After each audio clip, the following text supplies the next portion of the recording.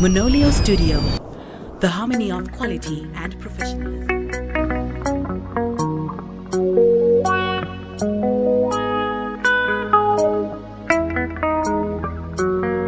Wakandi simu zapandaka dona, ukafara nini pandaka kona, ndokutende neiko, ndokutende seiko.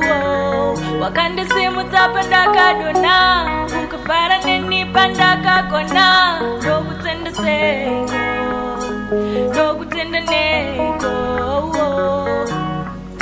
Andina mashoko akadzama, kana masiyano tsanangura, anga tsanangura, zviri pasi pemoyo. Asi ndinobvuma ndiMwari, ngatisanganisa murudo, kusvika murufu. Wakandisimudza pandakadona, ukafara neni pandakakona, ndokutenda neiko, ndokutenda seiko. Wakandisimudza pandakadona, ukafara neni pandakakona, ndokutenda neiko, ndokutenda seiko. Kunyangwe ndiri kure handikanganwe, nguva iri vese yatirasane. 'Cause in you I found myself, baby. Ndimwari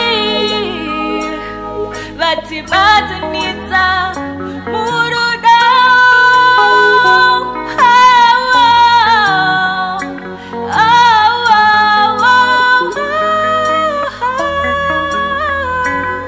Wakandisimudza pandakadona, ukafara neni pandakakona, ndokutenda seiko, ndokutenda neiko.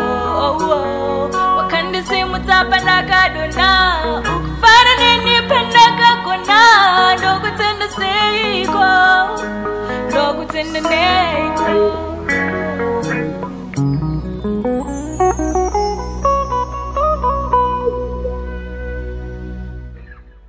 Yeah, I met talent at Focus on Ability Film Festival, and I was amazed by her talent, and we took her to Monolio Studio, Zimbabwe. Watch out.